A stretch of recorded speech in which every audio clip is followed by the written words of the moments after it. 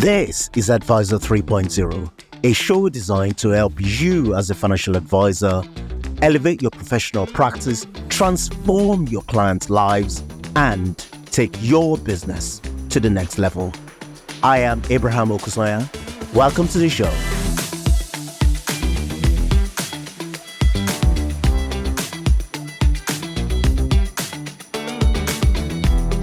Hi, Sasha. Hi, Welcome. Kate. And for those of you who don't know who you are, I'm joined today by Sasha Wakefield of the Paraplanner Project. Would you like to tell us a little bit about yourself, Sasha? Yeah, sure. So I was born and raised in Wiltshire, ended up in Essex. So after a few drinks, the Wiltshire twang does come out. I've been working in financial services for nearly 20 years now. Left school, didn't know what to do, wanted to be a vet. Interesting. So Okay. kind of a weird turnaround from wanting to be a vet to then ending up working in banking. And then here we are. What rejected you? A cow? Did it go wrong? Something dramatic happened with it, with an animal that led you to the banking industry? Well, it just came about because I just wanted more independence. So I wanted to go out and work. I wanted to start earning my own money from a young age. And when I had that prospect of looking in to go in to be a vet, it was, 6 years at uni, having to do A-levels. And I thought, I don't know if I've got it in me. Had got my GCSEs, started my A-levels, and I just thought, no, I'm going to go out and start earning money. And where does everyone fall into when you don't know what to do? Financial services. Absolutely. Although interestingly, you focus on the amount of time it takes to become a vet. And yet, did you think at the time how much time it would take you to become a qualified paraplanner? Because I suspect that actually there's probably quite a lot of similarities. Yeah, absolutely. And I think when I sort of went into financial services, exams, things like that wasn't even a consideration. It was very much got a job, down the road at the local bank. And started working when I was 16 and it went from there really. Perfect. And just because we have focused a huge amount on the Advisor 3.0 podcast around talking to independent financial advisors in our industry and their thoughts on the world and the shape of the industry and the direction of travel. But I'm really keen today to explore it from your point of view, which is the paraplanning point of view, something that I'm really keen to focus on at the back end of this year and into 2026. And before we get into that, I just wondered if you can talk us a little bit through the Paraplanner Project. What is it that you focus on as part of your business? And actually, do you want to take it back a step? How did you end up setting up your own business? Well, it came about, throughout my career, I was kind of looking for that challenge. What professional career could I find that would give me that variety and that thirst for learning? I'm very much someone that I need to be learning all the time. Otherwise, I get really bored. So I went from banking, spent a lot of my career working at a large platform. And then someone taught me about paraplanning, which no one knows what that is, apart from if you're in financial services. And it just kind of had that, it just clicked for me, that kind of technical geeky aspect, but also building relationships. And I think a lot of people think that being a paraplanner means that, you're doing all the technical stuff and you want to be behind the scenes, but it's actually a lot more than that. It does build on relationships, whether that's with the financial planners, with your team, but actually with clients as well, either through the suitability reports that you're doing or actually engaging with clients in person, which some paraplanners do.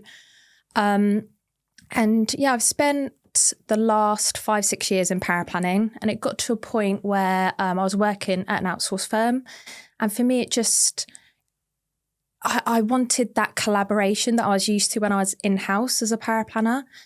So when I was in-house, it was always very much, we were part of a team. So myself and the financial planner, we would bounce ideas off of each other. I'd have to, pull him back from some crazy ideas or last minute things that he wanted to kind of put through. So we would just really work as a team. And for me, I wanted to recreate that with the flexibility that I wanted in the workplace. Mm-hmm. And that's how the Paraplanner Project came about. So that was in September 22 that I set up. And it was just really to have that blend of recreating what I really enjoyed as a paraplanner when I was working in-house, to also give that feel back to financial planners that used us, being an extension of their team, but also having that flexibility for myself and all of the things that I wanted when I was an employee for myself and my team moving forward. And talk to me, you mentioned there you worked for a large platform. I think we're allowed to say on camera, and you're happy to, that it's Transact, course, happy memories. We're only talking about I know, it. well, I did meet my husband there. Well, so. And, we are currently down the road from good old Transact Christmas days, as you've just told me. So that's a trip down memory lane.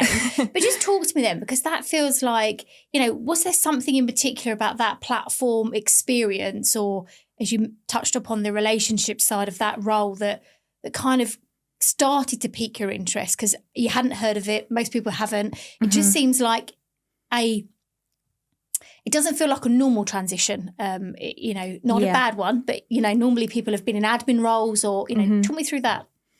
Yeah, so I absolutely loved my time at Transact. I can't say a bad word about it. It's a great company, and a great company to work for as well. And I worked in so many different roles. They always had opportunities to do secondments, and me with my, first for knowledge was, this one in the dealing team's come up. I want to explore that.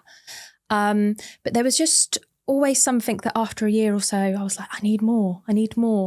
I enjoyed doing, there was a role client service manager, and that was where I got to speak to financial planners and help them, with working on the platform and doing kind of the administrative side of things. And it came up that it was when all the pension freedoms and everything started coming into place in 2015, that I had the opportunity to start up the sort of like pensions team. So that was basically me and a small group of people setting up this team, finding out about all of the rules, getting to that's where the technical sort of side of things came about. And I was like, oh, this is fun. Maybe I'm a bit of a nerd. I want to kind of like dig into this. So it's from that role really that I wanted to find out what I could do that was bigger than my role at the platform at the time.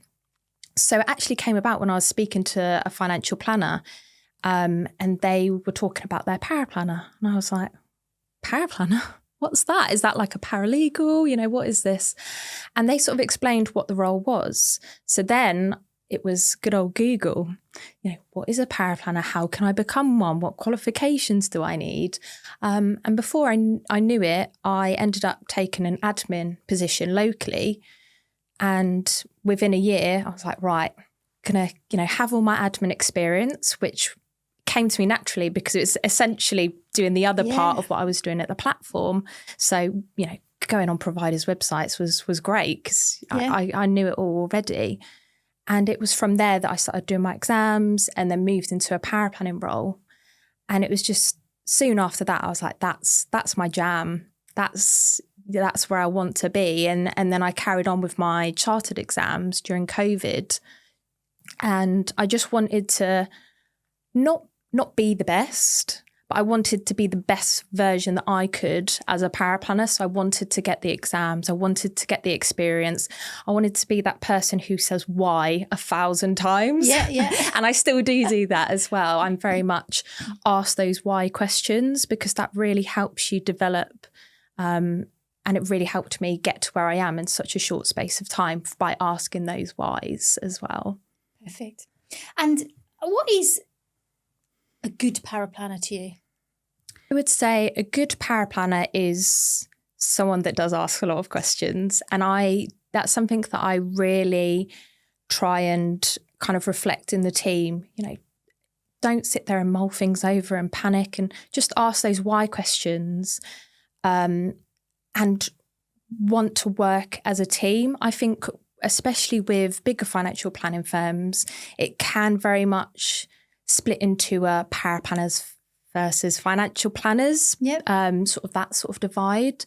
And I think being able to kind of work together, having that collaboration with a financial planner is just, it just works so well. And I think if you can kind of build that together in terms of, asking the questions, wanting to collaborate with the financial planner, you're only going to get great client outcomes from having that sort of unit. And what challenges have you found? Loads, especially running a business. So, paraplanning always comes with its own challenges. Could be some very awkward financial planners. It could be all the different rules in, budgets changes that are causing absolute chaos at the minute. But from a business aspect, loads. I think maybe I was a little bit naive, but I was like, look, it's fine. You just do a couple of accounts, file those. You just do a few extra things and in your day-to-day job. But it's 10 different hats, especially when you go down the route of employing a team as well. It's, okay, well, I now need to be HR. I'm also kind of the accountant and I'm also the marketing person, all these different skills that I don't possess or I might not be very good at them.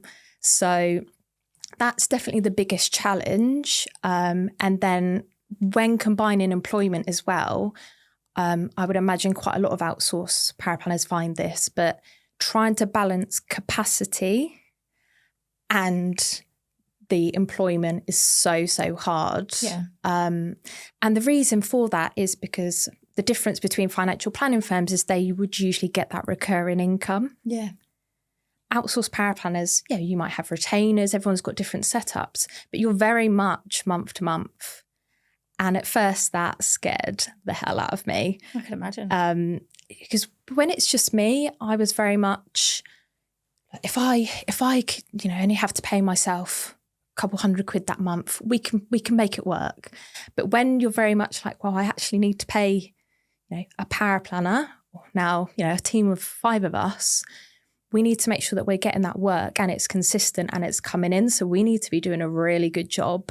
And I need to be on my A game every day to make sure that I'm bringing in that business to make sure that everyone is paid and that we're profitable. And that is a whole different a different challenge, I guess, from being a financial planner, which is just that kind of month to month. Are we going to be okay? Everyone goes on holiday in July and August. Okay, well, we're scrapping around for work. How do we preempt those gaps? So it's just a lot of forward thinking and talk me through the team of 5. Yes, wow. 5 of us now. Yeah, so there's myself, 3 paraplanners, and an admin operations lady. Majority of the team have been with me now for over 2 years, which is amazing. I just can't explain it because we all work remote. So we all kind of knew each other from one way or another. So that definitely helps. But when you're then employing a team remotely, that again is another challenge. You have to have a lot of trust, a lot of flexibility as well. But it's very hard to try and build organic relationships. And one of the things that we have found is that when we actually meet up in person, it's like we're actually friends, even though I've met the team that have been with us 2 years now, I think 4 times. And every time we meet up, we just have such fun. It's great. And that's the hardest bit, I think, working remotely is how do we keep that organic relationship going? When you work in an office, you'd bump in the kitchen, make a cup of tea, say, oh, did you see Traitors last night? That's a little bit more awkward when you're talking over Teams or video calls. So once a week, it's our kind of mantra that we have a tea break. And that tea break literally involves us having a forced cup of tea or coffee. And we spend an hour talking about the biggest load of rubbish. Love it. And I love it. And it could be, what you're doing at the weekend, show us your holiday pics, what are you watching? Just things like that to try and build a relationship. Yeah, it's very awkward at first when we started doing it. But now it's just a great way to kind of connect. When you're remote, you're just behind the screen. And sometimes, especially as an owner or a leader, to kind of forget to check in because you're so engrossed in what you're doing and your screen, that it's just trying to find those little touch points really to remember that we're all human and we need that interaction. Which leads me on nicely, I guess, to 2 points. One was going to be around how have you stretched yourself out? Because I'm assuming that the clients that you brought on in the early days of the Paraplanner Project have remained with you, but now potentially maybe being looked after by the wider team, especially with a newborn. We'll come on to that. But again, so therefore, how do you ensure that the service and the trust and the relationships that you built have continued to be serviced in the same way? Yeah, that was definitely my greatest fear when before having Arthur. It gave me anxiety. I was waking up in the night, how is this business going to kind of survive? Yeah. And it's trying to have that transition of going from the business being Sasha to the business being the Paraplanner Project. How can I recreate the same relationships, the interactions we have, the quality of work? How can that transcend across the whole team? And that's really difficult. And we spent literally 6 months preparing for me to kind of have a short period of time off so that the relationships and the quality of our work didn't change. It was hard. And at first we had a bit of, the pushback of, oh, well, I'm used to having those weekly calls with you. And I'm like, yes, but there's other people here. And actually, I don't write any of your reports anymore. And you didn't notice. So I think once they started realising that actually the team we've got this same culture of that collaboration, wanting to work with the planners as if we were in-house, I think they've realised now that actually whoever they speak to, they're going to get the same outcome in terms of quality, the interaction. So that's something that's quite hard, I suppose, to kind of get across the team, is to have that culture. And that's something that I'm really trying to drive at the minute, is to just keep that going so that if we do grow by 1 or 2 more, that doesn't change. Yeah. And then my second point, which leads in nicely again, so the team, everybody's based remote. Yeah. You mentioned about the fact that you want to continue that organic relationship and it's got to be based on trust. But how do you nurture that? How do you get to a point of knowing that, that person is right for the Paraplanner Project? Yeah, I think it all starts even just from the interview process. I'm very much, you have to believe a little bit in your gut if you have that feel about someone. Yes, you can ask all of the usual HRE questions. You can get them to do calculations under the sun, however many they want to do, to prove that they're a good paraplanner. But actually, do you get that feel, that cultural feel that they're going to fit in with the team? And that's actually something that recently came about when we hired Sam. Was, okay, well, the rest of the team have been embedded. They've been with me for over 2 years now. We're our own kind of little mini team and we get on, we know everything about each other. What's the impact of having someone join? How's that going to affect the existing team? But how's that individual that's coming in going to be able to settle in? So it is definitely looking at personalities as well as all the the usual credentials. And I just think for me it's a gut instinct if they're the right fit or not. No, I agree, and I think that gut plays a huge part in all of our decisions that we make every day. Yeah.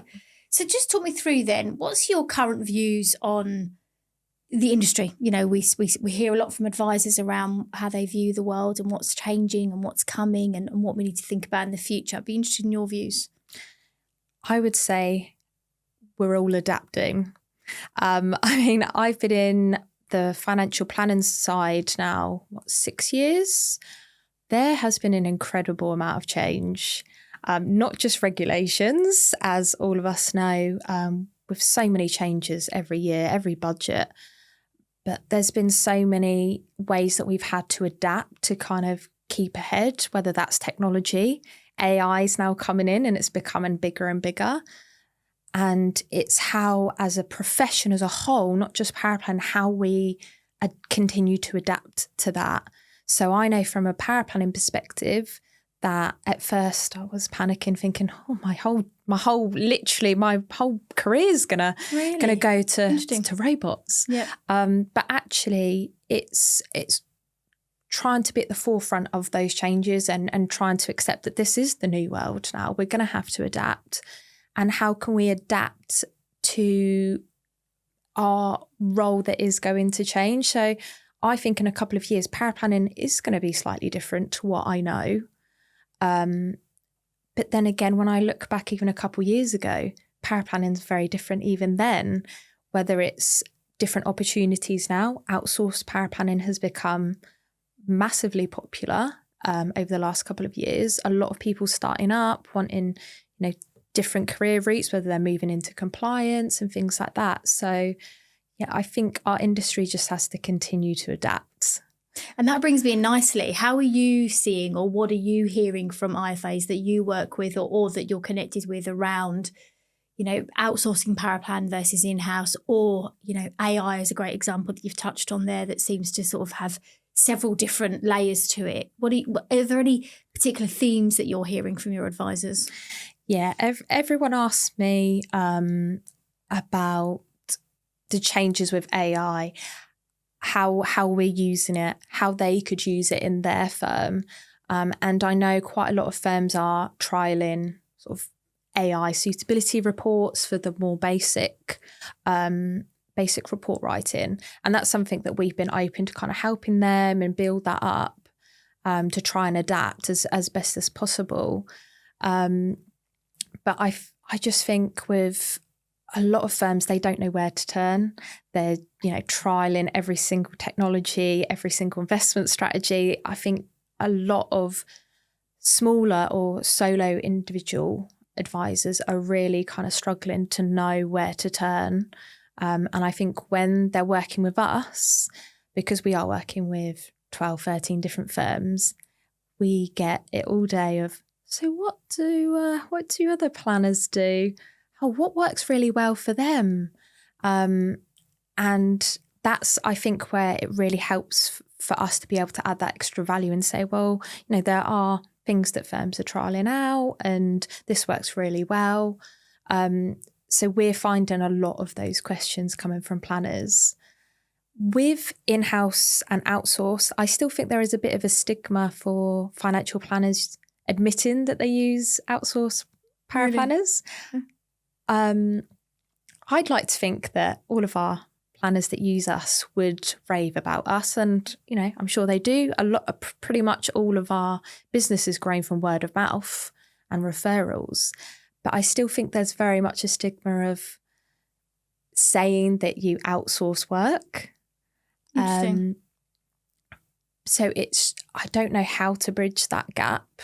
But I think, there is definitely a stigma there, and they don't want to admit that they outsource. Yet their clients know, because we're on a majority of all these financial planners' websites. So it's interesting as well, because I guess lots of people outsource investment solutions as an example, or other ways in which they run their financial planning business, but they feel that the actual pulling together of the research that is then presented to a client shouldn't be outsourced, or the perception of that is certainly something that I do come across as well.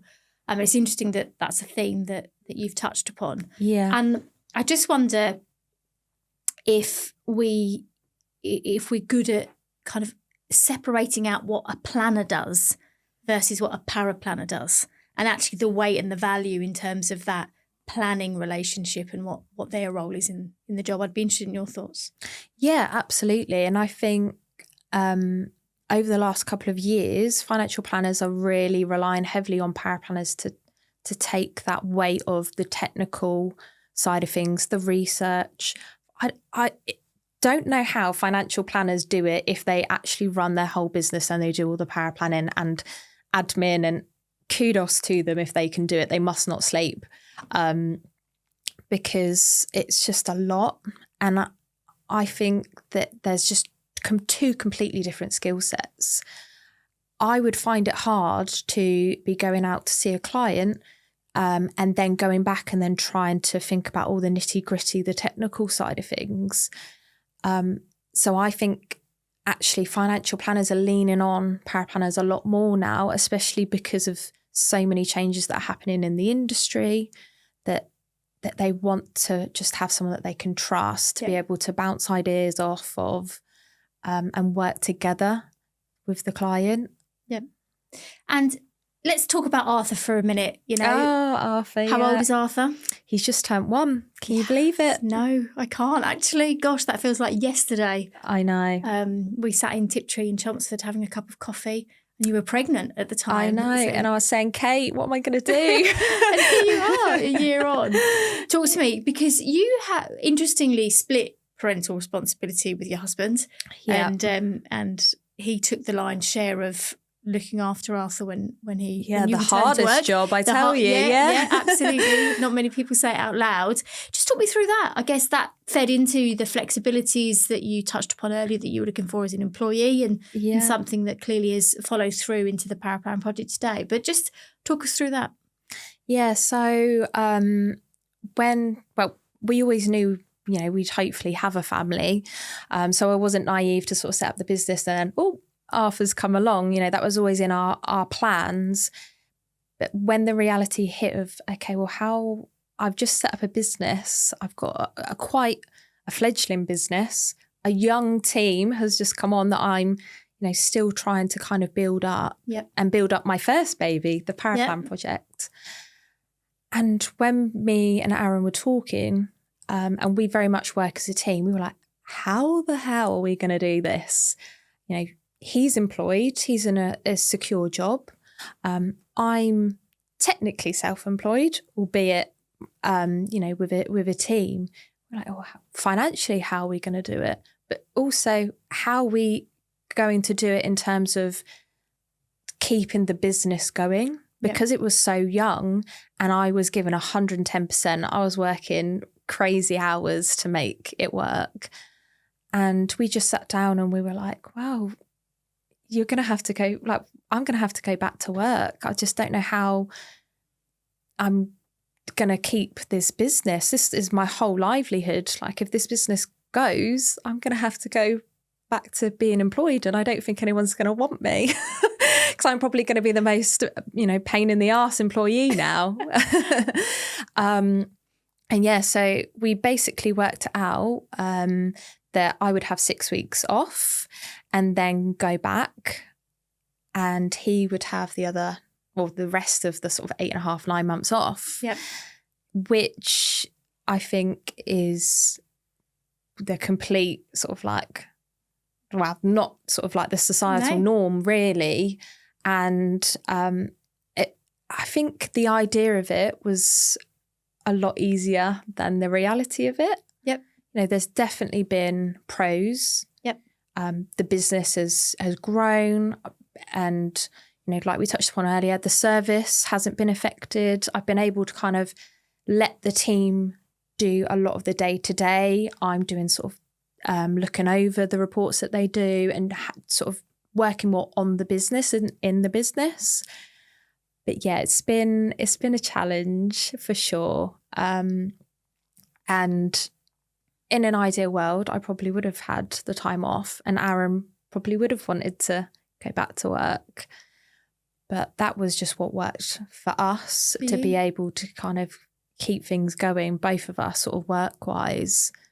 I think as well, it's a great shape of the modern world as well that Aaron was allowed the time to be able to have the option to do that. Yeah. And therefore, you know, actually focus on Arthur for the time. I'm sure he's sitting here today saying something very different. Yeah, absolutely. And it was quite funny actually, because when we were looking through, so he works at Transact still, and I promise you we're not doing an ad for Transact. No, I promise. But he was going through kind of the policies and was speaking to HR, and they were like, well, we've never had someone do shared parental leave for, someone's done the odd week or 2 weeks. Yeah. But it was, even for them, they were like, oh, here's the policy. Like, what do we do? How do we implement it? So, in a way, Aaron, I mean, he likes to call himself a driver for change. But yeah, he was just, he was incredible, because he really did sort of have all these meetings with HR, and he was looking at policies and how does it work, and everything like that. So yeah, I think the funniest thing that we found was actually other people's perspectives of what we were doing. Because it was right for us, but a lot of people were asking a lot of questions, or, as you can imagine, boys being boys, all of Aaron's friends were like, oh, you're so lucky, you're getting 9 months off. Has anyone ever done 9 months with a newborn? Yeah, I think maybe the first 3 months is fun, but exactly. And now Aaron's like, I don't know how these women do it. He was like, I've got a completely different perspective on what mothers have to go through. And yeah, I think we both were probably naive, but probably more so for him, because he hadn't been around children. He was like, wow, this is really hard work. I actually rather go back to my day job where I can kind of just switch off at 4:30. But we definitely had a lot of kind of questions about why, and especially, I suppose, from my perspective as a female, sort of not wanting to go back. Part of it, I felt like I had to. Yeah. But also, I think guilt from me enjoying actually working as well when I had Arthur. And I think a lot of people probably couldn't relate to that. Yep. No, definitely. And Aaron's back now. Yeah, he's back. He's happy. He's back in the He's land. back. He's happy. It's really busy at the moment because he works in the pension side of things. So with the budget, he's tearing his hair out. And I think the other day he said, yeah, actually, maybe Arthur was easier at one point. So let's talk about the Paraplanner Project. And we're getting to know Sasha, and our listeners today are learning a little bit more about you, that we don't quite believe that that'll be the end for Sasha. So what's next on the cards? What's next in the collaboration for you and the business? So for us, we were looking to potentially expand by another paraplanner or two. And I suppose in the mix of it all, we're having another baby. So, spoiler alert, everyone. Spoiler alert. So yeah, for us, I suppose as a team, it's how do we navigate that? One of the things that I was trying to kind of weigh up was, what's the impact of me leaving it longer? Yep. Or kind of, seeing what happens. So because I'm not fully back in the business and the team are still sort of there, and I'm trying to kind of drive the business forward sort of from a business perspective rather than being in the business. It's going to be very much working with the team to make sure that service continues, look at expanding, like I said. And then I've kind of stepped into doing some of the mortgage side of things. So I have a second sort of small business that's kind of up and coming. So yeah, keeping myself busy. So in twos, 2 businesses, 2 babies, 2 dogs. 2 dogs, yeah. That must be my angel number, 2s. Does Aaron plan on 2 husbands? I don't know. We'll see how this one goes. And is Aaron planning another 9-month stint? Turns out ready to lose him again? Well, that's what we're trying to figure out this time. I think we're going to try and make a few tweaks to what we've done. We've kind of learned how best to work together as a team. And I think when you do have children, you have to be a team. Yeah. So that's something we're just trying to kind of figure out now, is how to kind of navigate that. And again, keep the businesses running, the babies, and keep ourselves sane, really. Indeed. Yeah. And I just want to finish on a couple of things. One is, what advice would you give to somebody, that potentially hasn't heard of paraplanning, or considering the different parts of the advice journey, all-encompassing advice journey? What advice would you give them to understand what a paraplanner is? I would say if you're someone who's quite curious, you're quite analytical, you're quite nosy, then they're kind of some of the characteristics I would say work well for someone as a paraplanner, because to be able to work with financial planners and be a really good paraplanner, you need to have those kind of curious sort of questions to ask and challenging questions with financial planners. And I think if that's something that you feel is sort of you as a person, that, you know, dig a little deeper and see and find out a little bit more about the profession. There's so many different opportunities out there, whether that's paraplanning in-house, outsourced paraplanning, management, you know, moving into the compliance space, moving to be a financial planner. I think if you are curious about finding out more, then just dip your toe. You know, what's the worst that's going to happen? And if it's not for you, then there's so many other opportunities in our profession to be able to kind of expand your wings. And whilst I very much see myself as a career paraplanner, actually there's so many ways that having the foundation of being a paraplanner can make your skill set fit so well for so many other roles that are out there. So, you know, if it's something that you think actually it's not for me forever, it's not going to do you any disservice. I think it will only lead you to potentially greater things that are better suited for you. And what would be the pitfalls to avoid? Wow. I would say finding the right fit in terms of the financial planner that you're working for. I think that relationship can be a make or break. I've worked with a few difficult people in the past. But I think finding a financial planner or a team that you can kind of thrive in, that you have that voice. And I think with a lot of people that are paraplanners, they're scared to use their voice potentially and challenge or collaborate. Mm-hmm.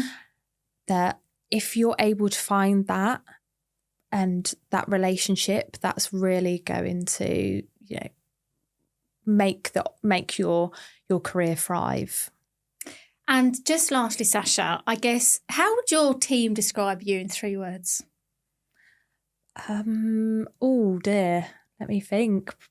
They probably think that I'm a little bit crazy because I'm always doing something, launching a new business, doing a rebrand, having a baby and trying to do it all. So I think they think I'm a little bit crazy. I'd like to think that they find me caring. So one of the things that we have at the Paraplanner Project is we are flexible working.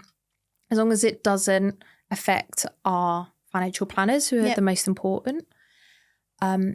Just having that flexibility, that understanding, that empathy, those things that I never felt that I had when I was necessarily in-house. So I'd like to think that they think I'm actually caring.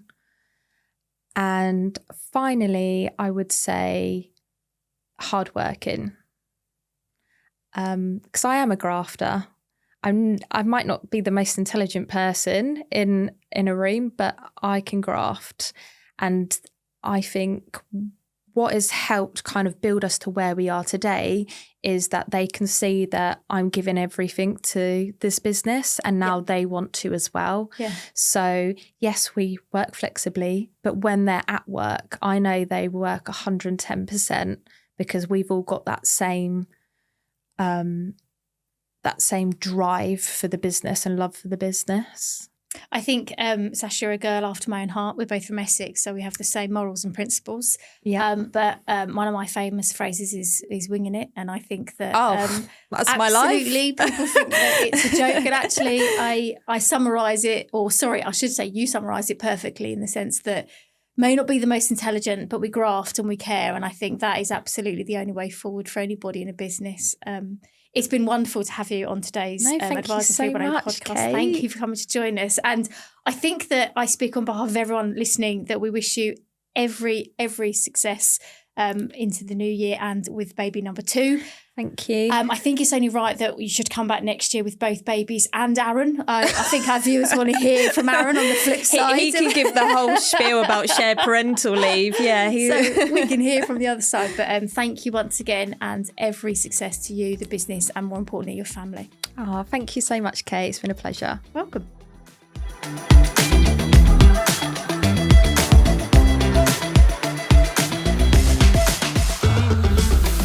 That's a wrap on today's show.